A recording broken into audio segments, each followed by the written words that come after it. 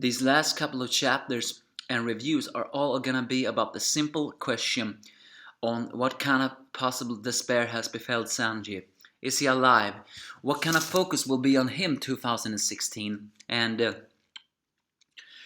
how will he do it? Will he finally shine? I hope so. But is it just as I suspect it is? I don't know.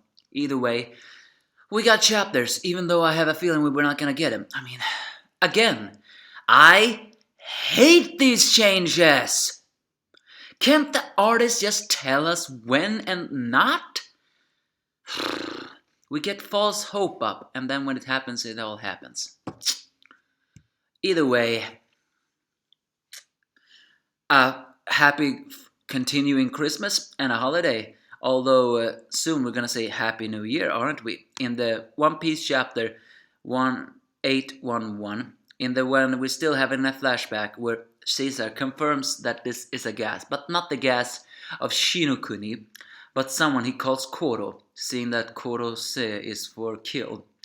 It's a mass slaughter weapon gas. Of course, Sanji and Chopper beats him up. A bit of the thing is, how could Chopper beat him up? He doesn't even have haki. Although Sanji did have his heart, so I guess he concealed that. It proves that even though Caesar has been mocked as a butt monkey this entire time with the Straw Hats, it at least he still has his diabolic, merciless personality. And it's satisfying to see the Sanji and the Curly Hat beating him up.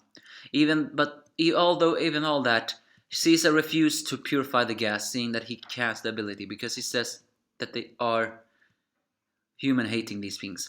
It's then that Sunisha spew up water, and Sanji saves the devil fruits.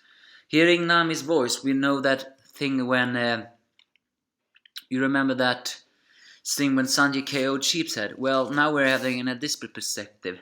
This time what Sanji is saying that if he doesn't get rid of the gas before he gets back, he will serve his heart as a platter. And then finishes off Sheepshead.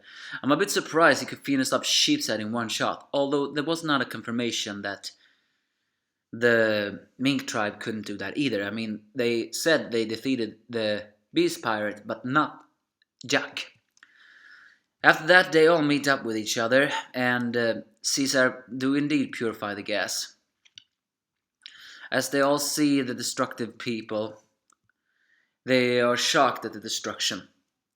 Sanji still wonders also if they should save them, mostly because he wonders if they're hating. It's then that Wanda attacks them all, feeling that they are since she thinks they are Jack's friends. Her wounds were not fatal like the others, but gas weakened her. Nami managed to pinpoint her, and Wanda was so drowned in despair that she was willing to suicide bomb her. And the funny thing is that Nami actually did some acrobatics with that staff. It was pretty weird. But Wanda was drowned in despair and was willing to suicide bomb in order to slaughter them because of what the Beast Pirate did. But luckily, Tristan appears, and so does Pedro, who despite his wounds stops the dynamite from burning out and tells Wanda that they are not Jack's allies and they are people here to save them. Or maybe not save them, as they all know, but Chopper, being a doctor, gives strict orders to everybody, and saying that they first need to have antidote for the gas, and that they need to work out, because, and also if they have any hospitals and medical supplies and everything else, because he's a doctor. As Wanda cries happiness, Nami promises they are gonna save every single one of them they can. And so they begin to work. Caesar was actually forced to find a cure for his gas, and Tristan helped. They first helped all the guardians and the musketeers. Then they took down the kings. And strange funny thing is, there's some minks that are actually watching from a fair distance. Who are they? Are they the people that managed to escape the destruction, or are they independent? I can't help but wonder. Either way, and then the Nami takes care of Beppo, who's actually growing very fond of her, and the doctor also helping, calling in many more. And we see more doctors. One who looks like an antelope and another like a giraffe. Wanda crying happy tears. It seems that Wanda is actually in love with the dog Inuarashi. The musketeers getting better. Yeah, the Straw Hats really, really help. And Wanda is forever thankful for them. And Frankie, of course, cries for all that. Luffy once again shows his kind heart with saying that he's not gonna forgive Jack for this, or Jack grind his gears, and he's gonna send him and Kaido to the good and hard. And this is Luffy we're talking about. Luffy may be a simpleton and he may be an anti-hero because he only helps people that he cares for, but the most people he do care for are people that we like. So it's pretty heartwarming sometimes to hear Luffy saying that he's really gonna let these guys have them. But yeah, has Jack survived? A monster like that, it's too early for him to say goodbye. Most of all, what can stop a monster like him? And so, with the Inu Arashi healed for now, Chopper decides to pay a visit to the Nekomamashi. And it turns out we get a revealing on why Wanda is not sleeping. Apparently she's something called a ruler's bird, so she works 24/7. Huh? She doesn't need to sleep at all? Well, she does say my job is day and night. So one of the few people who do not have to sleep. So she got a report that the Duke is safe and sound, although the cat will not need to hear that. It's now, however, that things turns into a little bit more despair. Carrot is also revealed to be a day and night person, and they walk on crocodiles to tell what is happening. And Brook reveals something that causes us a bit of worry.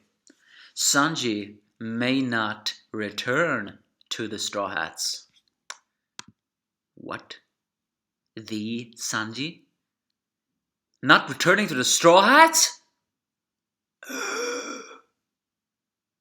Are we gonna have another CP9 saga? No, that was a falling out. This is something about leaving for something. And as we've seen before, 2016 has been promised to be Sanji's year.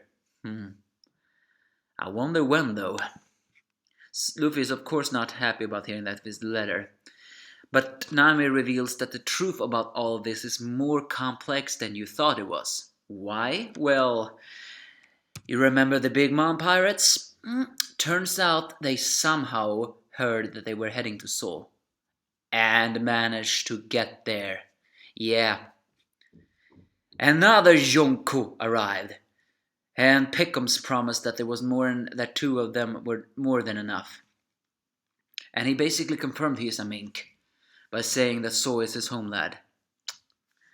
Are you telling me Sanji was captured by the Yonko? Because Caesar is not there either, and Sanji must have left with him. What can he have done? Could he have sacrificed himself and Caesar in order to prevent another Yonko from rampaging on this poor innocent mink's place? We're looking at it how it is. I'd say that is very likely.